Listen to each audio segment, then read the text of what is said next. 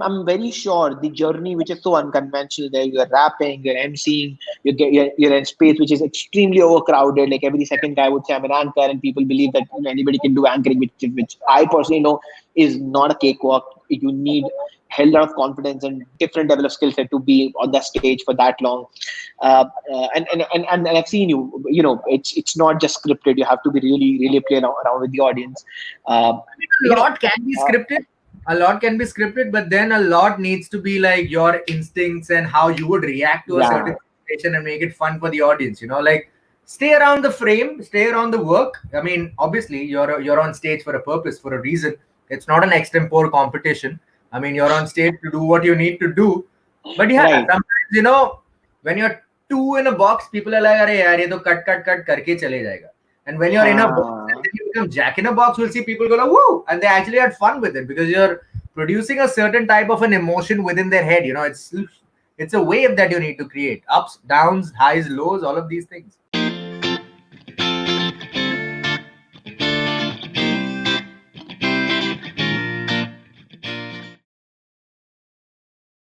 Hey Hey, Raja, how are there we are. you? Hi, How are you good. doing, Dilnawaz? I'm good, man. Good evening. How are you? What's up? I'm good. I'm good. Thank you so much for having me here on your show. So, guys, all those who are watching, let me tell you who Raja is. So, Raja is a award-winning anchor. He's a rapper. He's a life entertainer. He is a seasoned entertainment entrepreneur. That is what he loves to call himself. From films to corporates to weddings to custom music creation for brands, this guy is everywhere. You put your hand into rap or anchoring, emceeing music, this guy is there. He has almost like decade-long experience into all these industries, and now he's also on YouTube with a channel called Cut the Crop. And last but not the least, one thing you should be jealous of, and at least I am, he is the most stylish MC of India 2020. Raja, yeah, stage is Man, yours. I'm super Take excited over. about how you introduced me. I didn't know all of these things. I didn't even remember these things. I got to make a note, and every time I go on stage or actually go live, I need to dial Dilnawaz and tell him, please come in and introduce me, man. It's just putting all of these amazing things together. Yeah, well, Dilnawaz, what I look at it as, all of these things as well, right? You said it's bifurcation, but it's bifurcation within the entertainment and the media sector, if you look at it, Right. right? When I was about 22 is when I started a artist management company called Team INC. And when Mm-hmm. Team INC catered mostly to the corporates and the wedding and the social market. But later on, when I was around 25, I shifted into the independent music management scene as well because I come from a music space since I was 16 years old. So how I look at my evolution is every 3 years is when I try to do something different, and I act like which it's a pattern that I've kind of noticed within myself of being self-aware and actually going back and evaluating my own journey, right? So when I was 25, there was an amazing rapper that I kind of signed. He goes by the name Divine. I'm sure everybody's heard about him. And Mere Gali Mein came out, if Yep. you still play the video, it goes Team INC Presents. And that particular track actually shifted the paradigm of where Bollywood wanted to come into uh, independent music, which is hip hop and rap and explore more and all of that. And by the time I was 27, again, I was moving into a different tangent of actually hosting worldwide, doing Right. IPs. Like IPs was something, intellectual properties was always something that I was very fond of, and is still something that I keep doing every year, at least 10 to 12 IPs, that I'm kind of associated with. And by the time I turned 30, by the time I turned 29, there was, me, the rapper inside me was like, it's about time we make an album. And we started Right. working on the music album. And suddenly the pandemic came through and it said, it's about time you start your digital footprint on YouTube. I'm like, okay. So everything was planned Mm-hmm. after the occasions also came through, and after I Right. saw how much I kind of invested in all of these things, right? So I just wanted to that's what I wanted to tell people. This is not a product of multitasking. This is a product of focus, straight one dimensional vision, with a straight vision right there, with other perspectives open, but Mm-hmm. believing in oneself in that they can do that particular thing. The number of times I've heard no is not even funny. Like But I'm used to it, because when you're from Bombay, even the rickshaw wala tells you no, right? Like, yeah, bhaiya chaloge, no, no. I'm like, okay, all right. That man or that woman is just like another rickshaw wala in my life who's saying no. So please go. There's someone else who's going to believe in me. And before Right. anybody else believes in me, my mirror needs to believe in me. And my mirror talks back to me and says, all right, you're doing good. So I'm okay with that at the end of the day.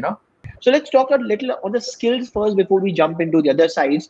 What do you think are the most critical skills if somebody is willing to explore this as a career opportunity or career option?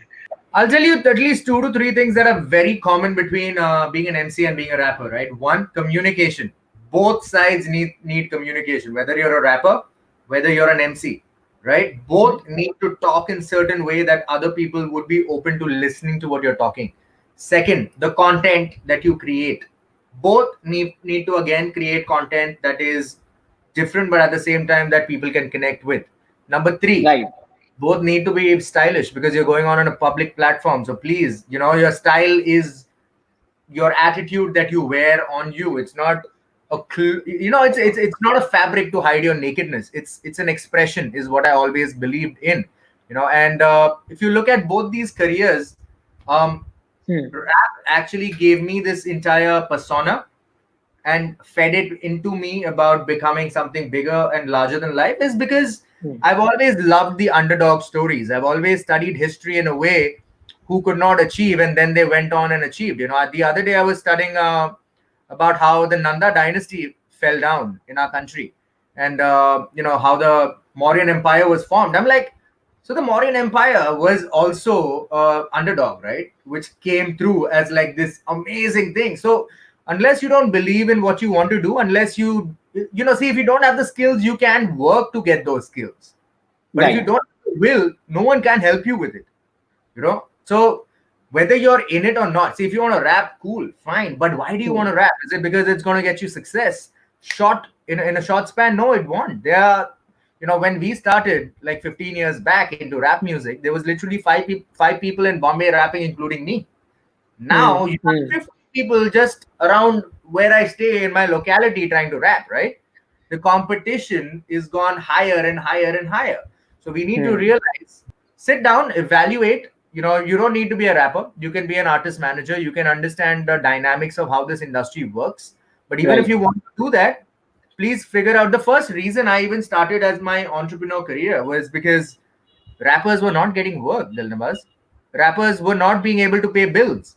And I'm like, why are Hmm. we not being able to pay bills? Why are people not paying us? Then I understood it's the damn presentation. It's how you communicate to the other side of the world, Hmm. which is the Hmm. corporate world, and get their money into the independent side. As an independent rapper, if I go in and be like, yo, what's happening? I want some money from your business. Let's do that. They'll be like, Right. no, no, we don't do money like that. That's not Right. the language we communicated, Right. and that's not how we do our things. Like 5 years back, if you told me I'm gonna wear a polo and sit down and have a conversation with you, that's never been my thing. You need to evolve Hmm. with your art and craft as well. But then again, to be an MC, your vocabulary needs to be hitting hard, your tonality, Yep. your diction, the way you express yourself on stage, your body language, and Hmm. also what you speak needs to Hmm. be, actually, people need to actually invest their time in you. And if you don't invest your time into somebody who is not up to the mark, why should they invest into you if you're not up to the mark? So make sure you're up. Absolutely. Yeah, evaluate yourself, talk in front of the mirror, do some actions, do all of these things, see your expressions change from time to time, focus, because I don't know if you've read this, but 70% plus of our communication is non-verbal. Yeah. Absolutely. It's Absolutely. whatever we speak, the words, words and sentences are literally less than 20%. Hmm. Body language, tonality, diction, the word formation, the way you speak, and all of these type of things, those have more importance than actually what you're actually saying. So So yeah. do you think the background in the rap helped you to be a better MC? Yeah, yeah, yeah, yeah. I have a quote from one of your articles, and the quote says that rap has a rebellious side to it, and Oh you yeah. said it in one of your articles. And this is I found you quoting about the journey of the music industry and the music business. So let's talk about your journey into the music industry, music business.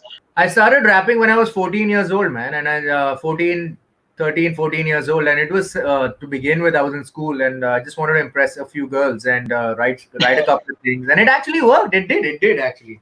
It did. I went on my first date when I was 15, right? So, I mean, it did. And the rapper tag back then, it was very like, oh my God, he's a rapper. Right, cool. But then eventually, what we also need to understand, sound keeps changing, style keeps Yep. changing, everything keeps changing. If you're still that 15-year-old kid in your 30s and still trying to do that, then people are going to be like, this is weird. I don't want to see a grown ass man doing what a teenager would do. You know what I mean? Hmm. You need to evolve with that as well. But once it started, I did not. I fell in love with it, man. I'm still in love with it. And why did I want to do it? It was as simple as one. I growing up, I was a rebellious teenager. Two, Hmm. I was the underdog who came from very minimalistic surroundings. But then I wanted to go ahead and get everything in the life that I kind of wanted to and have the best life possible for me and my people that were and my family basically. So I chose Hmm. rap music as a sense of rebellion, as a sense Hmm. of standing up against the wrong, as a sense of expressing myself, as a sense of having fun, and as a sense of building community. So that Hmm. got me into this entire thing. And every day I would write a page, no matter it was good, bad, ugly. This is when I'm Okay. 14, 15, right? And every day, no matter it's 12 o'clock, 11:30, 1 o'clock, 12, 11:30 at night, my mother would come and tell me, can you stop doing that? Can you not skip a day? I'm like, no, I don't want to, because it's practice, right? It's practice. Ronaldo did not become Ronaldo in a day. He practiced all his life, and then is when he's become who he is now. I did leave it for a couple of years. I actually left it for 4 years, 4 years, Hmm. 9 months to be precise. Then I came back with a track, and everybody from the underground, the kids had grown up. Everybody had grown up. A 13-year-old was an 18-year-old by now.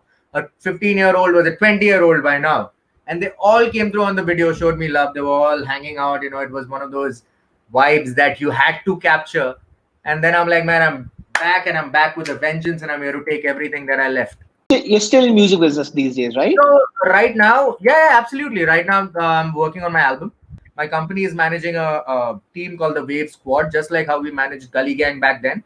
Wave Squad Okay. is the next big thing, not just in rap, but also in the international music scene. There's a lot of news, and I don't like to talk about news and rumors unless it's concrete and out there. So I'm gonna Hmm. save it for a surprise for everybody else. Yeah. Definitely, definitely. What is Army E? The three words, right? If you look at the screen, my name right here is Raja Yep. Mukherjee. If you take the first alphabet of Raja, it's R, Mm-hmm. right? And if you take the first and the last alphabet of Mukherjee, it's ME. So it comes together Hmm. as my 13 letter name into three little words. But my name is Raja, which is the king, and every king needs an army. So it's a wordplay on army again. Oh, that's interesting. That's a good insight. There's a line that I kind of saw, read rather. It says, only anchor in the world to customize rap music for brands. Yeah. And what you were telling me of like a few couple of hours ago when we were chit chatting, that you have rapped on a corporate stage in a corporate show, right? Let's talk about that a bit. How have you merged the rap or rap culture into hardcore Right. corporate stuff? And then let's also talk a little more about your journey as a professional anchor, professional MC post 2013. Let's Hmm. talk about that. See, if you go out in the market and if you get a cell phone, right, which has the similar specs, you're actually going to just look at the price point and not the value point of things. And I'm here to actually create value over a price hype into a couple of things. And I've always looked at myself as I have skills, which is rapping, and I love rapping, right? It's not like something that I just can do for fun. And I've been doing it for Hmm. the last 16 years of my life. So Hmm. that Hmm. means there is no way that it's just an infatuation. It's a relationship that I'm into with my craft. So I said, why not? What do I need as an anchor? I need a mic. What do I need as a rapper? I need a mic. What do I need as an anchor? I need words. What do I need as a rapper? I need words. Okay, why not thin the line between them and actually show the Hmm. guy who can balance both sides, wear a suit, look stylish, presentable, and actually go ahead and rock it out. And we've customized a couple of songs. We've customized the Wow anthem, which is the industry awards for Wow Awards for all the events Okay. across Asia. Then we've made a song for HDFC Ergo, which is one of the biggest life insurance, which is one of the biggest general insurance brands of India. And we've Mhm. actually taken rap and we put it in a bottle of general insurance and talk about what their vision is. Because rap is something, just like Bruce Lee said, it's water, it can flow. All you need to do is Hmm. have words, flow it in a good rhythm, present it to an audience that can actually absorb it. That's what I say. There are two types of rap. One is something that's very difficult for people to get, which is Hmm. not easily digestible. But there is another type of rap, which is Maida rap, which I like to call it Maida. Because Maida is something Hmm. you can make anything out of Maida. You can make a pizza waste, you can make a bread, you can make whatever, at the end of the day. So I'm like, if people like Maida, give them Maida. If people like Hmm. multigrain, give them multigrain. Just have variations and varieties, right, available with you. Hmm. Hmm. I mean, Hmm. Hmm. Apple just came out with one phone and stuck with it for 20 years. You think they would have been $1 trillion valuation company right now? I don't think so. They've kept evolving, they've kept moving on, they've kept doing things that are different, right? So yeah, I mean, I Okay. don't, as an entertainer, I don't look at myself as a person doing entertainment. I look at myself as a brand creating products within the entertainment space. That's a very interesting insight. I'm very sure the journey, which is so unconventional, there you're rapping, you're emceeing, you're in space which is extremely overcrowded. Like every second guy would say I'm an anchor, and people believe that anybody can do anchoring, which I personally know is not a cakewalk. You need hell lot of confidence and different level of skill set to be on the stage for that long. And I've seen you. It's not just scripted. You have to be really really play around with the audience. Uh, A you know. lot can be Uh, scripted. A lot can be scripted, but then a lot needs to be like your instincts and how you would react to a yeah. certain situation and make it fun for the audience. Like stay around the frame, stay around the work. I mean, obviously you're on stage for a purpose, for a reason. It's not an extempore competition. I mean, you're on stage to do what you need to do. But yeah, Right. sometimes when you're two in a box, people are like, "Arey yaar, ye to cut karke chale jayega." And when you're in a box and Uh, then you become Jack in a box, we'll see people go like, woo! And they actually had fun with it because you're producing a certain type of an emotion within their head. It's a wave that you need to create. Ups, downs, highs, lows, all of these things. how do you see failure? Because I'm sure in an unconventional journey, what is the advice for people in this specific career and now in these uncertain times? What do you advise as a professional, as a rapper, as an MC, as a entertainment entrepreneur? Let's look at it as all times, right? Not uncertain times and certain times. Because my basic motto in life is adapt, evolve, and become the new you. You found your Okay. calling, perfect. Now go ahead, find your next calling. I'm always going to stick around my core competency, which is entertaining, and then Mm-hmm. diversify here, there, wherever within that nucleus pointing out here, there, everywhere. Not like I'm from entertainment I might move into infotainment, which is also what Cut the Crop is doing. But it's Right. not you're going to see me as a financial advisor somewhere. No, that's not going to happen. So I know where to move and what to do. There are two ways to look at failure, right? One is to learn something out of it. Two is to get disheartened out of it. And number three, which is really important, is actually to take a hybrid of these two situations, learn something out of it, and also realize that, hey, cool, I failed because I did something wrong here. Acceptance is the most important thing. I've never looked at failure as something that's going to stop me. A failure just told me, all right, if this didn't work out, try the next. There's no one with a plan A and plan nothing. There's always a plan. There are 26 alphabets. You can actually have plan X, Y, Z. At Hmm. least Hmm. 20 Hmm. tries before you call it a failure. Just it's Hmm. okay. It's not a success at one go, fine, but Hmm. a lot of things are not a success at one go. So what are we trying to do out here? Let us talk a little about. I want to know your perspective. How has the industry dynamics changed post COVID? Do you see any change? Do you see Post people? COVID, we talk about post COVID, but right now we are during COVID, so we are in Mhm. TC era. Like that was Mhm. busy. this is DC, and then there is AC, right? So AC, yeah. yeah, one business that we're talking about, which is the musical business and the music industry. When we were growing up, me and you, like right now, it's funny, man, but we are a little old compared to the generation now. So we had cassettes. Right. Our parents and their parents had record players, LPs. Mm-hmm.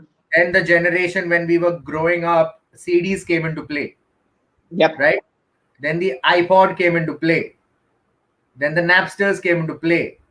Now all of that is gone. You've got your Spotify, your streamings, or all of that. You've got your cell phone where you can literally go into the world. So aren't you seeing a pattern, COVID or not, the industry is designed to evolve every 7 years. There is a curve.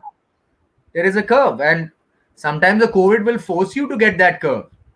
But Right. sometimes you will just have to understand that there is a curve. I mean, I read somewhere, it took Instagram a couple of years to hit, 4 years to hit about 10 million users or 50 million users, sorry, in Mm-hmm. that space. But wherein it took Zoom 5 months Right. because the scenario pushed you to do that and you had to adapt in a jiffy.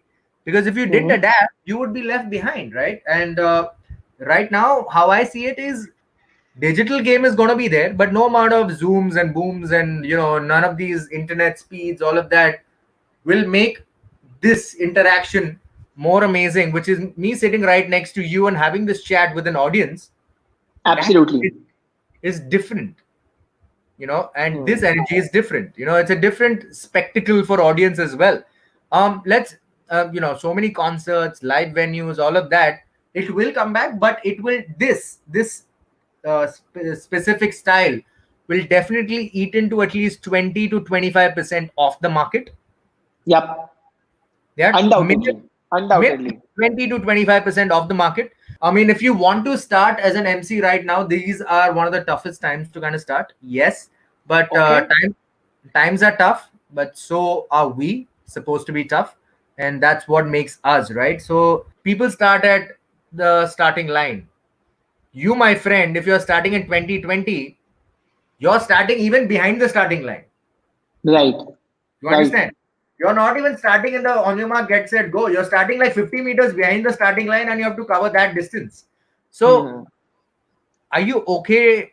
Do you have it in you to give yourself that much hustle? I started off selling pizzas at Smoke and Joe's. Then I went on to Hmm. fix computers for Dell. Then I went on selling mortgages for Citibank. And then I started Hmm. detecting frauds for American Express, right? Okay. That's So, interesting, Jenny. yeah. And then I said, you know what, to hell with all of these things. I think one very important thing we say in the startup world is that you always start in -5 years.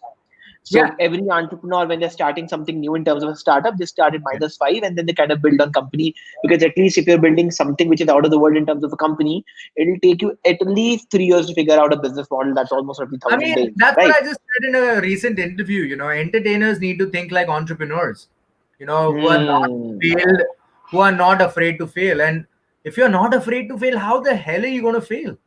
What were your initial struggling years were like?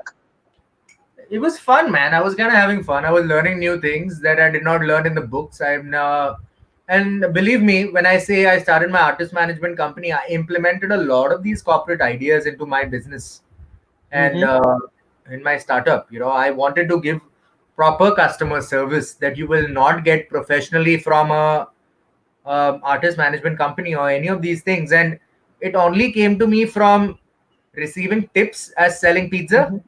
Hmm. being that pizza guy who was selling you pizza and getting tips.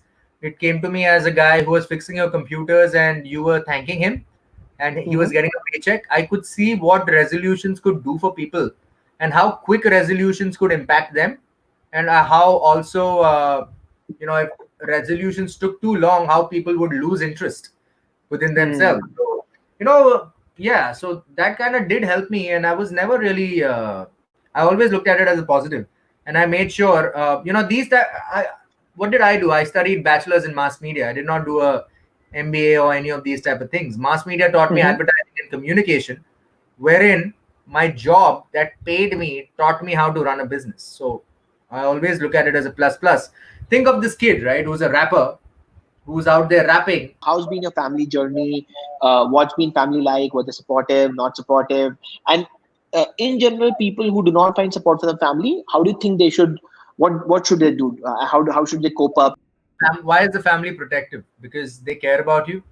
They don't want Mm-hmm. you to fail. Wherein they do come with a whole bunch of experiences of a certain generation and a certain era, wherein Mm-hmm. times have changed, and so have the generations and the era. My family was never really against me doing anything that I kind of wanted to do. I mean, when I wanted to go out and study, and get a degree in advertising or either journalism, which I had to pick in the last year, they were okay with that. When I wanted to sell, but then again, they also pushed me and said, "Yo, go out, work, go out, work." Mm.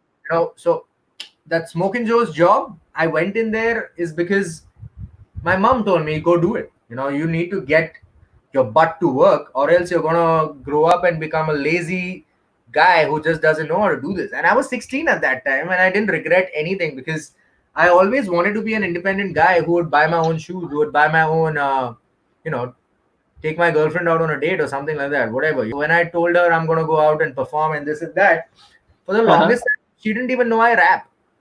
She just did not know I Oh. rap. Once upon a day, one fine day, once upon a time, when she opened the door in my room, just came in to ask something. She saw me just standing in front of the mirror and just practicing my line. She's like, "What the hell are you doing?" I'm like, "Yeah, just rehearsing." She's like, "Oh, okay, not bad. Do it, do it. Good, good. Keep it up. We used to do that as well." So when that Right. comes in, right? As a kid, I was Mm-hmm. already motivated to do that. What is the longest relationship you've been in?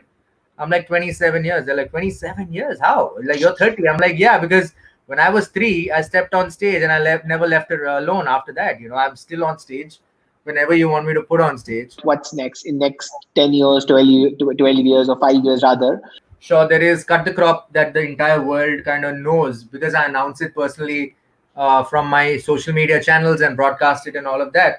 There's Cut the Crop that is going to have an entrepreneur mind state community that I'm kind of building.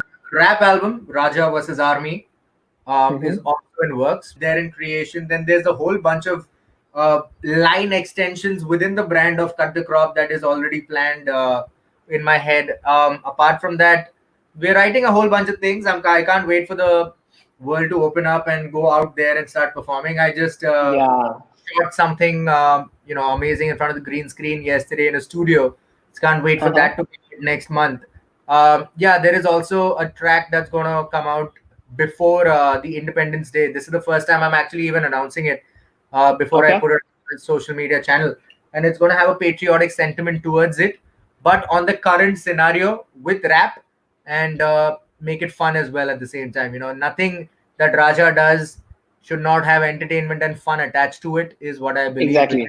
Nice, fun interaction with you, and Absolutely. I'm so happy you signed up for this and you came on the show. And I hope to catch up with you soon, really, in like in person very soon. Have Same this here, fun man. Same conversation. here. Enough of this digital meeting, this entire world. Business meetings can happen digitally. That's okay. But meeting people and having that personal touch, man, that's always something that's going to be missed till the time we start doing it again. And everybody Yep. who's tuned into cracking the code, make sure you guys tune in every week because this man right here, Dil Nawaz, as we all know, Dil, as I fondly call him, DK, Yes. as the world would love to call him, is doing something really amazing and getting these things out to you guys. So there is no way you want to miss what this man is putting together, man. He's putting a lot of work behind it, and I know it because he's hit me up for it, and I see how it goes. And as they say, third time's the charm. What better to have me on your show as a third Yep. guest? Absolutely. Thank you so much, Raja. So we'll wrap here. Thank you so much for signing up, and I'll see you on the other side. Thank you. Bye.